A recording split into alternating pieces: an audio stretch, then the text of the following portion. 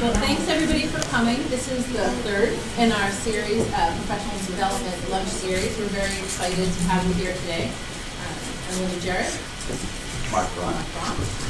Today we're going to be talking about communication and conflict styles and some of the ways that those are put to use in everyday life.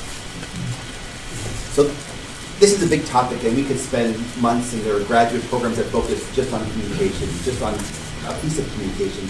So we're going to do our best to give you some broad brushes on some ideas on communication styles, and some really focusing a bit on conflict, and when conflict's good, when conflict is a challenge, and really how to have difficult conversations. We're going to make this as interactive as possible. We have a fair amount of content to go through, but we'll get it interactive. We've got an activity at the end that will hopefully bring this all together. So I saw this quote a while ago, and I think it sums up the challenge. The greatest problem with communication is the illusion that it has occurred. How many times have you communicated with someone or something was said and people don't have any recollection? What? Exactly. You know, we had a situation in HR where our Diane Tucker sent out a few emails, she made an announcement, and we followed up. She said nothing. I'm like, I had notes from the meeting, I had the emails, and people remembered nothing. So the point is, communication is really tricky, and we're going to hopefully you'll leave with maybe one or two tools and tips to take. And that's our real goal. If you can take one thing to use, we're moving. This isn't theory. This is action. So the hope is to walk away with one idea that you can start to use that would be helpful. So we're going to start with styles. So obviously communication, as Mark said, is a giant subject, but really what it boils down to is the exchange of information between one or more people. We don't want to have you think, because we will be focusing on, we'll be talking later about difficult conversations, communication is happening all the time, and it's not just the spoken word. We communicate in writing, but we also communicate through body language, through visual signals, and also just from our behavior in certain circumstances. So this can also come across, it can be something that you intend to convey. So you might really be displeased with something and be showing that and expressing that through your words, or you could be saying, no, that's a really great idea. No, I'm excited about that idea. I can't wait to be in charge of that idea. So, not that I've seen that here. So it can be intentional, unintentional, and direct and indirect. You'll see too that as we're looking at some of the other styles, it really encompasses how thoughtful we are and how informed we are. So the important elements include styles, cultural influences. Communication rules they vary from culture to culture, so you need to be sensitive to that. The context of where things are being said, if something's said in the boardroom, it might be okay. If you say the same thing, if you're up at Gannis in the locker room, then maybe it's not so good. Or the way around. And also because we are delivering this in a professional setting, we also have to take into account roles.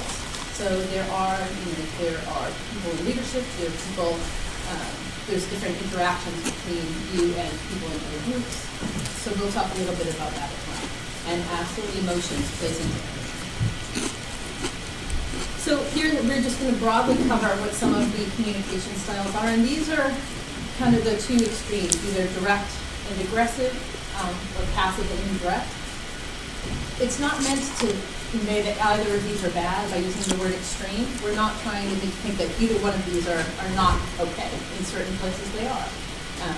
But it can give you an idea of what side maybe you tend to fall on. So if you take charge and you maybe interrupt or dominate the dialogue, or you more lay back and just kind of watch what happens, maybe aren't so quick to volunteer your opinion.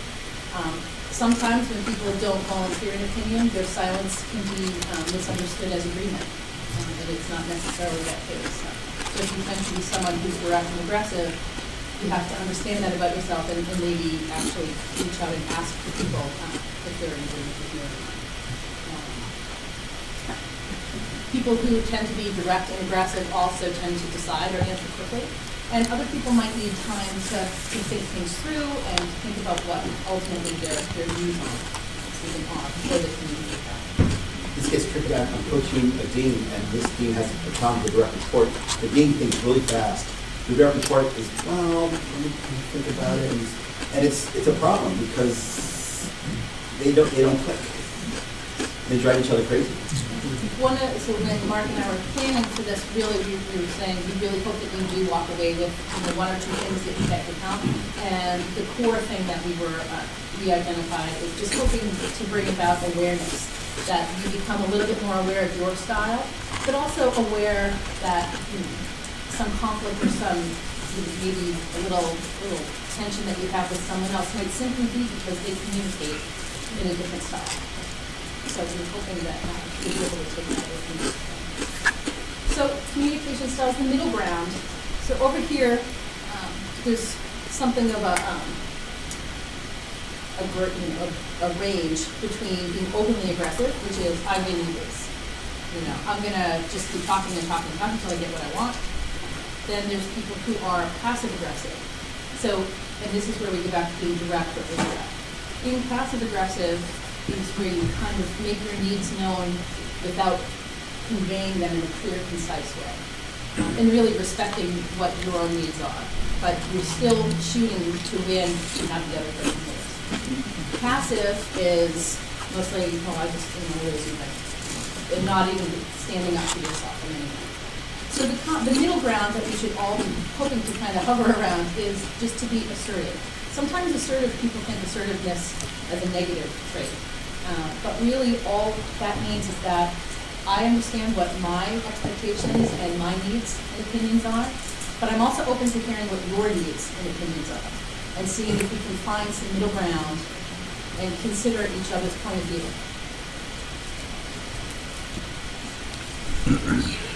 So as you're speaking with people, writing emails, just be aware of your own communication style. And this is casual exchanges, especially during key things, and Mark is going to do a really great job walking us through that in just a minute. But also to remember, you might be very nice and assertive, saying, oh, you know what, I prefer to drive carpool on Thursday and Friday instead of Monday, Tuesday, and really able to convey what your hopes and opinions are. But then as soon as a little bit of stress is applied, you can kind of lose it. So if you've ever gotten an email, and I'm sure this has not happened to any of you, but if an email comes into your mailbox, you don't even see it, and just a little exchange thing pops up, and you see your name, and you're like, oh. So you've made a decision before you even know what that person is asking for. And again, that could just be because of style. So you need to really be aware of what you're bringing into situations. And that type of thing can honestly, as it says, happen without you being aware of it. So just remember that it all plays in with word choice, tone, and body language. It's not just the words that you're saying, it's kind of the spirit of what you're saying. There's also, are you an abstract thinker or a concrete thinker? Are you gray or black and white? And Nick and I talked about this. He's a black and white. And he says, I can be gray, but let me know. So if I'm talking like, well, it would be really, if it's possible, So I don't know if you want to say something about that, because that was really helpful.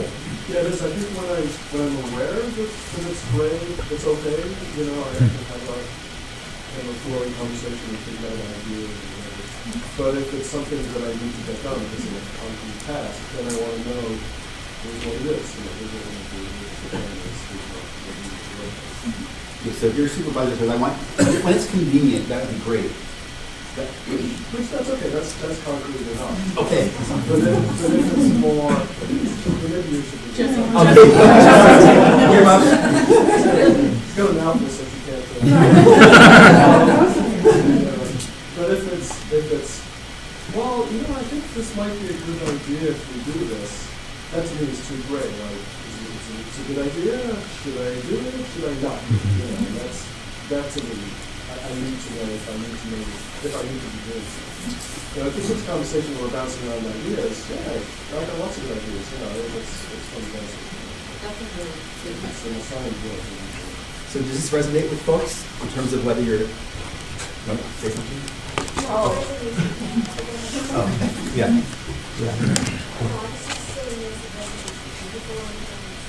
I'm a black and white, very much so. I have a lot of difficulty dealing with ambiguity and softness. around stuff, and I tend to drive to a resolution, but I don't really want to talk a lot about it unless we're arriving at a solution and a resolution. If that's not what we're working on, I'll check back with you later when we're ready to solve it. Yeah, brainstorming sessions I've found, so I'll tend to talk around an idea and throw out maybe even the most ridiculous of solutions. And I've worked with people who are more concrete. Every time I say something, even though in 2 minutes I might decide that it's completely ridiculous, I can see panic because they're already trying to figure out how to implement a crazy thing I just said. So now I've learned to preface that with, I am going to say, 10 crazy things, and maybe at the core we'll be able to find something we can all grab onto, and they know to ignore me while I do that. So I was working with another dean, and he would send like daily emails of ideas to his staff. And when I was asking for feedback, they said it drove them crazy because what am I supposed to do? Am I supposed to do something with this? Am I supposed to look into this? Am I supposed to use this information? And so what happened is they did nothing. Because they learned if I spent all this time, that was like a week later, and then I forgot about that. So I was trying to help him say, be specific about what your request is. Here's an idea, please look into it and get back to me by Friday. Here's an idea just for information purposes. I thought you would enjoy reading this. But to let people, give them a clue. Because now he's a sort of big thinker and I have lots of ideas and all this would be cool. And he thinks he's doing a good thing. He's driving people crazy. I'm not saying anything to do with this. So sometimes conflict happens. And so, okay. So that, perfect. So one of the takeaways is that it takes two. And so many people say, well, it's not me, it's them, it's my boss, it's this person I work with, it's my director, it's them. I got it. No. So one of the messages, we all contribute to a conflict. And if you don't think you need to think a little harder. And that's sort of one of the things we're going to help you do is when there's a conflict, you want to think how you may have contributed because you have, either directly or indirectly. And there's all types of conflict. There's the intrapersonal conflict we have with ourselves. There's conflicts we have with people that we work with, within our groups, within our teams, within our organizations, with other organizations. There is lots of conflict. That's just the way life is. Now, conflict can be positive or negative. And so I'm just curious your thoughts in terms of conflict. When is it negative, when is it positive? Any experiences? Please. I think it can be positive, though it's sometimes painful to help people understand what they want and what they don't want. Sometimes when there's a difficult decision and it appears ambiguous, sometimes it's harder to figure out what you do right until you hear a bunch of suggestions that you really don't like, and you sometimes help define the parameters. However, you only can really do that with someone who's comfortable with that type of communication. Right. And we're going to give you some ideas on how to have those difficult conversations. Because sometimes conflict can be a good thing. I was with a colleague the other day, and someone in our area wrote an email, and he was just upset because he wasn't included. They were including his staff. He didn't know what was going on. And I'd never seen this individual so upset. And he didn't know what to do. So he was going to go to this individual's boss and talk about it. He ended up talking to the individual. Yeah. And he was so happy. It's like, we solved it, we figured it out, and now we have a way of working. And so going forward, if you're going to involve my staff, please let me know. And that's not unreasonable. And this other person wasn't thinking badly. I had an idea, I wanted to invite some people. So they actually, it actually improved the relationship. This is also where people can find, a lot of times prior to having a difficult conversation or having to engage in some conflict, you can really work yourself up when you think it's really bad. But how many of you have had a situation where actually having the conversation was a relief? Yeah, that's a lot of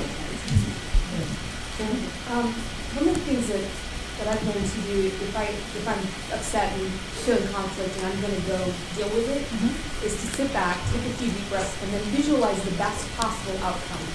Like, it's going to go this way, and it's going to be good and positive, and we're both going to feel better. And even just visualizing that takes a lot of the stress out before I go have the communication, and it almost always results in a positive outcome. I literally never had it fail. And before I did this, it could get bad.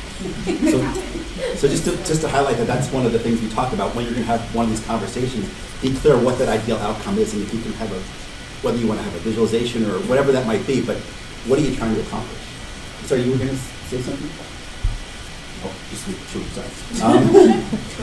Yeah. Another positive that sometimes happens is clarity, because somebody may not know what they really want to do. This happens with my wife and I a lot, where, one of the two of us will have a couple of good ideas. We want to do this, or I want to do that, or whatever. And the other one, if we can't come to a consensus, the other one will also say, "Now we're going to do this." And what will happen there is we'll have an instant emotional reaction to, "Oh, that's not really what I wanted. Oh, now I know what I want to do." And so it's not like the decision was made, but by saying, "This is the decision that we're making," all of a sudden you have the evaluative process come in as if the decision was made, and it resolves it into your own understanding, which is sort of weird. But And it's important to deal with this stuff well, because if it doesn't go well, you really can damage a relationship. So I've done 360s assessments where I do interviews about people that I identify strengths and areas they could work on. I remember one time I was asking about what can this individual work on? So I got a story to tell you. This really got me so upset in detail. When did that happen? That was like 12 years ago. And it's like fresh. and so and because of that, it's really, they've had a difficult relationship. So it's the hope is to figure out how to do this as well as you can, so we can have better relationships and we can seek the clarity and improve things. Okay, sure. So we can get into some of the detail. These are some of the different, how do we all solve conflict? And so there's different ways people solve it. And we're not judging, saying one's better than the other. Context matters. But there's some people who are avoiders. They just don't want to deal with it. Oh, please go away. I call it the hope and wait strategy. Sometimes that's a good strategy because time does heal things. So sometimes the avoiding is a good strategy. Then there's sort of the accommodators, the people, I'll just take care of you. I don't really care about what I need. I'll just take care of you. And don't you love people like that in life? So that can be really helpful too. And then there are the compromisers. It's sort of like it's kind of give and take, and that's a useful strategy too. And then there are the competitors, and sometimes you want, like, if something happens with the IS&T and Tracy's going to go up for bat for you, that's not a bad thing. You want there are times when competition can really be helpful. Sometimes it can be destructive though. So I work mostly on our med campus, and I work with our chief medical residents. They're a group of folks who are in charge of the residency program, and they really need to be a solid team. So I've been doing it for 3 years. I do development with them. 2 years ago, there was one guy who was a strong competitor, and because of his need for his own ego and his own self, it was a toxic thing. The group was really not functioning well. It really impacted the way we train doctors. So we said, we want to make sure we don't get real strong competitors in this group because they're not going to be part of the team. So in that context, having a competitor was not helpful. And then there's sort of the collaborators, people who like to collaborate. And collaboration is great, and it takes a lot of time. And so collaboration for the right thing makes a lot of sense. But for sometimes you're like, just decide. So these are just some ideas about some styles. And if people are interested, we have some assessments that'll tell you where you are. And the idea is just to help with your own self-awareness. So we have some tools that will help get a sense of where you might fall in the spectrum. Although I suspect you have a hunch. Please. I took the organizational behavior class again last year, Uh-huh. and they mentioned that you can start a collaboration, and then if there becomes a conflict that cannot be resolved, then you can try compromising. Yeah. However, if the other party will not compromise, no matter what, then the other party is basically turning to competing or Yeah. competing, and then you have a choice to either turn to accommodating or competing, which I don't actually do. But so part of it is our personality Yes. and how we were raised. Right. We have to do it birth order. If Yeah. you were raised as an oldest person in the family, you're always, helping everyone. You might tend to be more of a collaborator. If you were raised in a good sports family, you might be more of a competing, and that's okay. Yeah. The intent here isn't to evaluate and you're saying this is bad, this is good. The goal is to really help with your awareness. Where might you fall, and when does that help you, and when might you need to think about shifting a little bit? If you're a strong competitor, maybe there's a time when you need to compromise. Like it's one of the initial style, you win, I lose, or I win, you lose. And that's not sustainable. So we've got some definitions that they're really there for the folks that look at it, but we kind of went through what we already said.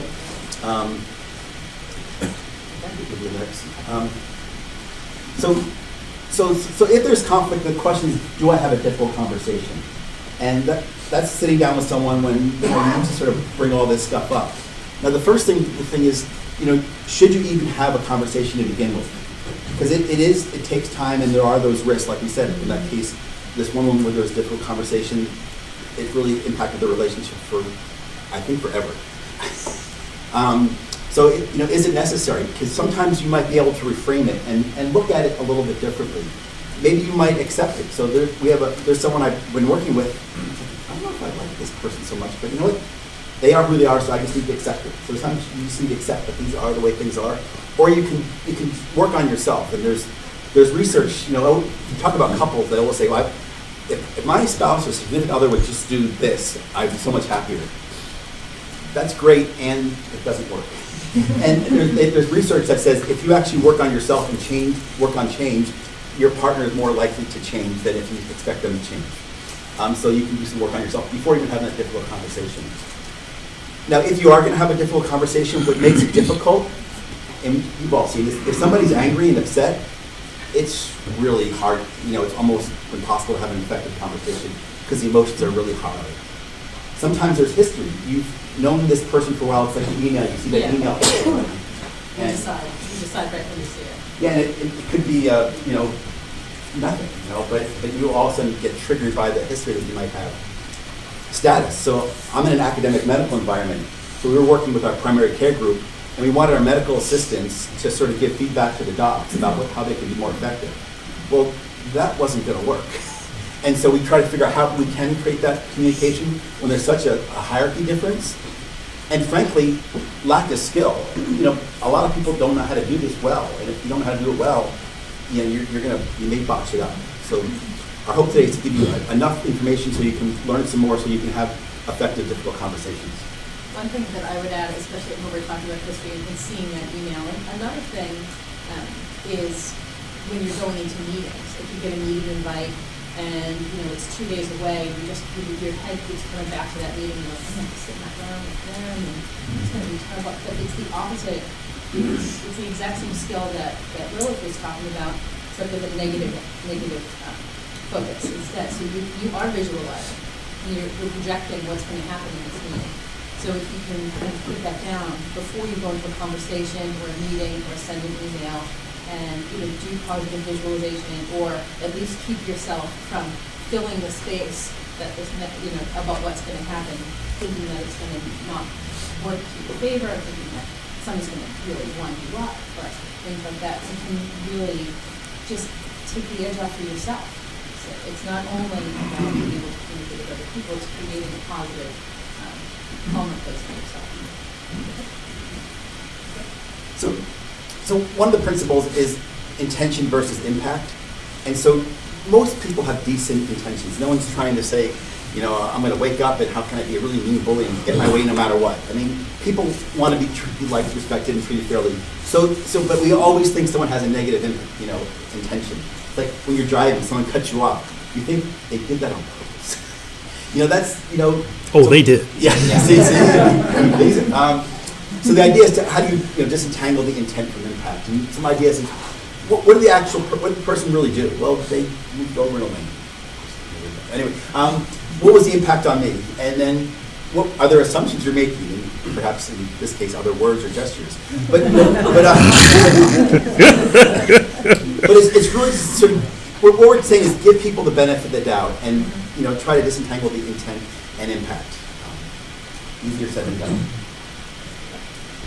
So if you're going to think about a difficult conversation, first deal with your anger. If you're upset, it's not the right time. As we say, you'll make the best speech you'll ever regret. Has anyone, this might be a hard thing to ask, but has anyone been in an emotional state when they said something to could be at work or at home, when they look back and so you... No.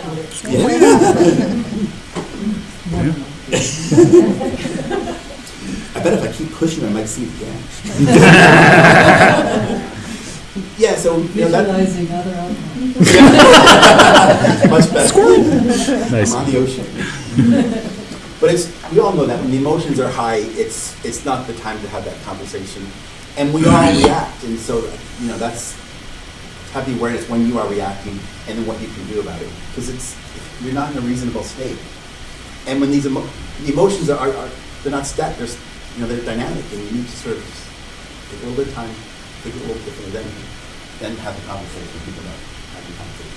I've heard from several different articles and sources and some old TED Talks that an emotion will wash over you in 90 seconds if you don't latch onto it. So if you're just like, I'm angry, why am I angry? You give it a little bit of space and breathe with it. But you can see people who, they're almost excited to have a new reason to be irritated. And they hold it. So my question for you is, this woman who had the 12-year-old issue with the person, had she ever spoken to the person about it, or was she just festering? They both were. Yeah. They both were holding on to it so tightly, like it was fresh, like it was yesterday. Like it was, but they're reliving it. Every, and that's the challenge. Every time they see each other, it just triggers that moment. And you're having physiological reaction as if you are somebody who just slapped you in the face again. So learning to kind of let that pass and go is really huge. Yes. So would you say that if an emotion comes up, it's important to acknowledge it and to yourself quietly and experience it, and not just stuff it and brush it away and not experience it, but do it in a way that maybe either is private or is not interfering in the situation. But don't stuff the feelings down and ignore them, because then they could just be empty space and keep coming up. Absolutely. That's perfectly said. So it's to let an emotion, just to let it be, and to acknowledge that you're having it and not try to make it go away. I think a lot of people, you can, again, spend like a whole day on, childhood issues, but your parents would say things like, well, just calm down, or it's not a big deal, and, you're taught to kind of, keep that in check, that your emotions are kind of inconvenient. But, giving them space and learning to process them and respect them, but not use it as fuel for something else is really good. And certainly that's not the time to have the conversation when the emotions are high. But people do that. You get this email, I'm charging them. Flight or fight, people go for the fight, and may not be the best strategy for them. And so what some of the things we suggest you avoid, obviously, attacking someone's identity, you are, or it's all or nothing, or, denial or exaggeration. So these are just some things we are suggesting we try to avoid. It's common sense, but we probably need to put that out there. And so things that can be helpful, and then we'll give you a chance to practice. Again, this was sort of the one takeaway, that it's important to take ownership on how you've contributed. Because if you think of an area where there's conflict, and we're going to give you a chance to do that, identify how you've contributed, because you have, either by addressing it the wrong way, or not addressing it, or whatever you may or may not have done, you've contributed, and I think it's important to do that. Timing can be important, like we were saying with the emotions. When the emotions are high, it's not the right time. And again, we're going to talk about really hearing from the other person and trying to listen, really understand where they're coming from. And again, when the emotions are high, it's hard to do, but it's important when you're in the right frame to actually do that listening and understanding. Just a quick touch point on the awareness of your contribution bit. You may, from your point of view, have done absolutely nothing to have contributed. Doesn't mean it's true. You have. But from your worldview, the way you look at things, if you had done what you did, you would have interpreted it in this way, and that would not have been a problem. But from the other person's point of view, what you did, if that person had done it, would have been interpreted this other way, and to them, big problem.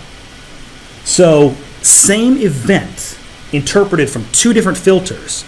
Not a problem, big problem. And that is your contribution, is that you did a thing this other person, if they had done it, would have been completely offensive. And so that's how they interpreted it. And so understanding that is sometimes a huge challenge. I had an experience like this back in the military when I was in charge of a base and a fire happened, and I was accused by my executive officer of not giving him timely information. And I said, I called you as soon as I got up and understood what was going on. And from his perspective, he heard, I called you as soon as I got up. All right? So this thing happened at 3 in the morning. I was asleep. All right, so in his mind, woke up, called him. That's not how I interpret it. I interpret it, woke up, got up, walked out to the thing, found out what was going on, made sure it was okay, and called him. So he thought I was lying to him about a timeline.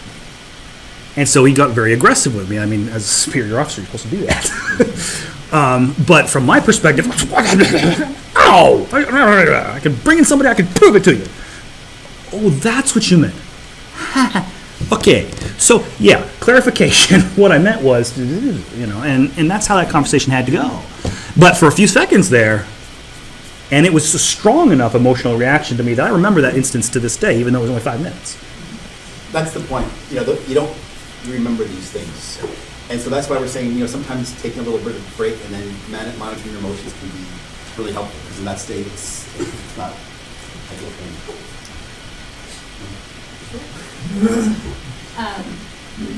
I think exactly what you're speaking to Kim's point. Perspective is an amazing thing. And so if you put yourself in the other person's shoes and try to see it from their idea. You also, sometimes especially when your supervisor is saying something, maybe your supervisor is asking you to do something, this is ridiculous, I don't understand why. Again, if you can give them the benefit of the doubt and just think that maybe their supervisor has asked them to do something and they don't have all of the information, so there's really no more they can give you, and they just need your help. Sometimes that can be really constructive. Trying to find a place where everybody comes out happy is huge. Trying to envision a place where everybody can get what they want is really a large part of the success of any type of conflict or difficult conversation, any conversation. And the idea between position and interest, there's a Harvard negotiation project. They've written books on this stuff. And sort of the nub is sort of the difference between position and interest. The positions are what you want, the interests are why you want them. And there's a distinction, and being aware of the difference between what you want and why you want it. And the simple example they use is 2 kids are fighting over an orange, and the mother says, I'm going to cut it in half. So they give the orange half to one kid and kills him. The other takes the peels and cooks it. Well, if they found out why they wanted the orange, one could have gotten more peels, the other could have gotten more fruit. I mean, it's a simple example, but understanding why we may want what we want is different than what we want. And this is a colleague told me this a while ago, and this is easy to say, hard to do. How do we move from criticality to curiosity? So when someone does something, how easy it is to be critical, how hard it is to be curious. And so the suggestion is, can you be curious instead of critical? And then obviously we talked about the style. It's harder than it sounds. Yeah, try it at home. Again, we've got an example just very recently with respect to the phishing event that happened and the way we communicated it and how we did all these various things. Most of the people who were impacted by that phishing event were, they were understanding. They took what we did. They were pretty good about it. But we had one person, a longtime member of the community, who was just incensed at the approach we took. Every single action we took, picked apart. This was wrong. This was wrong. This was horrible. This was a failure of leadership. This was blah blah blah blah. This invective. And the way I approached him was to try to understand why precisely he felt that way, and basically gave him a forum to talk. Like, okay, I want to hear what you have to say. What is it that you're thinking? Why do you think it is that way? And if you feel that this was a failure, what would you have done differently? And he provided some good logic, some reason why he thought this, and this. And while I could disagree with him, and I understood why we had done what we had done and not the way that he had suggested it, didn't matter at that point. What he needed was to be understood. This comes back to the 7 habits thing. So he needed to be understood at first. And after I had given him that forum, after I displayed the curiosity and understood these things, then, and probably only then, was I able to push back on some of those things. Like, well, I understand this, and yes, in certain circumstances, that would have made sense. Here's the reality of this situation and why we didn't do it that way. But some of his points were very correct. We should have done that. We didn't think of it. Okay, We didn't think of it. We'll make a note. Next time we feel this, we'll consider that. Yes, so that is an example. So when we're thinking about things that we can do to make things a little bit easier and better, this is one of my favorite sayings because I struggle with this a lot. I actually say the opposite. Do you want to be happy or do you want to be right? So, Yep. you know, and this is when you're having a conversation with somebody, you can get, you know, if you are a little competitive, you can just keep driving until you get to be right at the end, because that's just the shiniest prize of all. But if your real intention is to have a good working relationship and to come to a solution, then you really have to work at it. You have to, again, acknowledge your part in it and control how far you're going to go. So try to not only just in your own interactions, try to be more positive. Try to build, and even in your intrapersonal communications, and inside your own head, you're telling yourself things all the time. So try to hear that, and you'll be a little bit more positive with yourself. And in your work, share the times when you're happy, when things go right. Oftentimes things go right, it's off the list. We move on to the next thing. We don't often take time to really celebrate our achievements, the achievements of our groups, and when you have a really good talk with someone. So, and also move away from judgment. Try to be a little bit more patient with yourself and with other people. I think through Quinn Hillary suggested the book, How Full Is Your Bucket? And the idea is the bucket's a metaphor. Are you adding to someone's bucket by affirmation and being kind and saying nice things and appreciating them? Or are you taking things out by judging and criticizing? And it makes a difference. Are you a bucket filler or a bucket, I have a colleague who, our boss said just one thing to him about her taking time off. And she was so upset about it for months. And then the boss gave her one positive feedback, and it's amazing what a little bit of appreciation can do.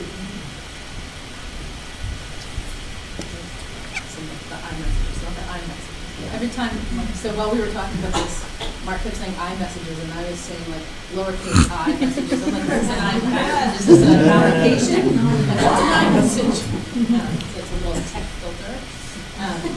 But if I walk into a room and say Mark is late and he comes in and I say, you know what, you came in, you were late again, and now I have to do the stuff. I have to show up. Everything, my whole morning is gone because you did this and you could he's instantly, even if he's totally wrong, gonna lock up and be completely defensive. Check the say Yeah. Yeah, she said. Yeah. So we got this exercise. This is from the Ombuds office.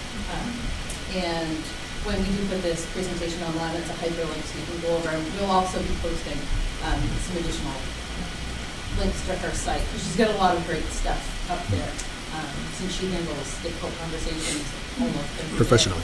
But the power of an iMessage is that you're taking responsibility, and you're also sharing with someone else the impact of what they're doing without blame, without judgment, and without kind of coming on an attack.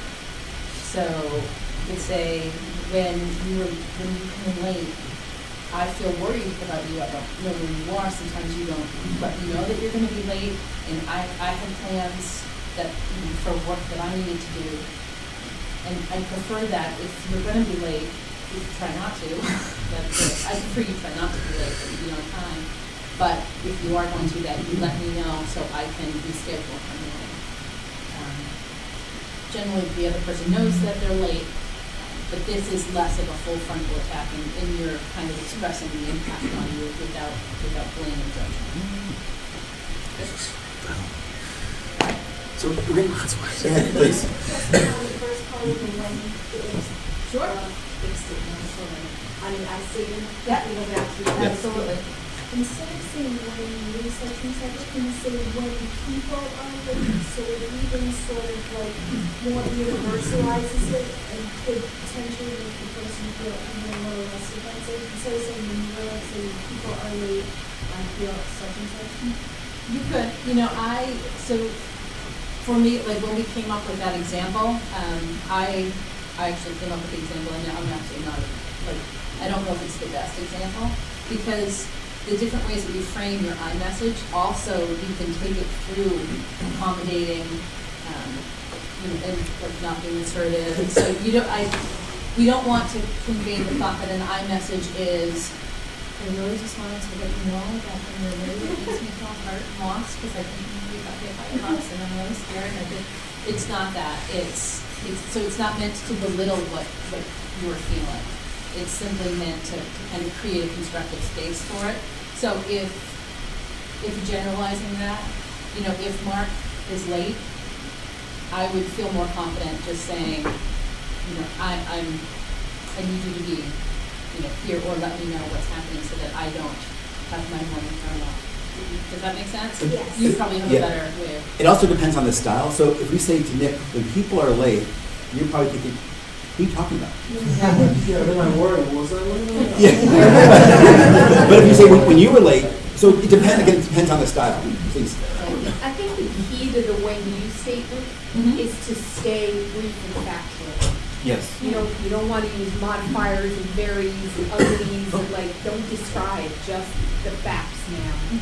When you are late, Yeah. that's it. There's not judgment in there. Either you were on time or you weren't. It's not when you're so terribly late, which you do all the time, and it's consistently late. So I think for me that's the difference. There is to stay on the point and very fast. That's good.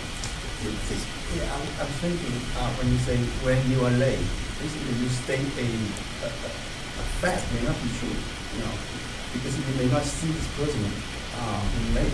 Maybe someone told you he's late. Yes. So maybe you should change to you ask that person, say, are you late today? Maybe. Yeah. You could ask him, If he feel guilty, he say, yes, I'm late. So they go, no, I'm not, So he'll deny it. There's different strategies. Yeah. So the important takeaway is don't be late.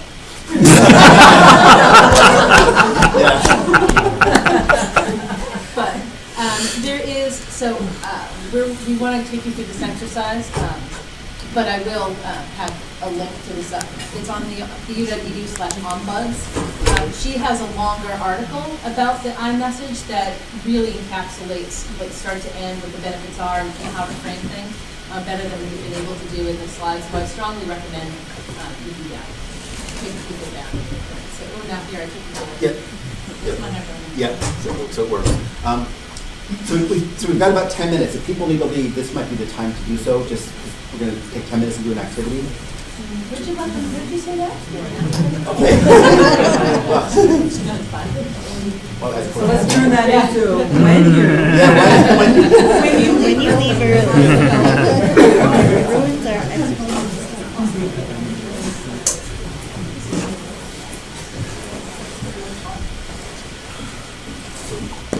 Oh, you got the quote right there? Yeah.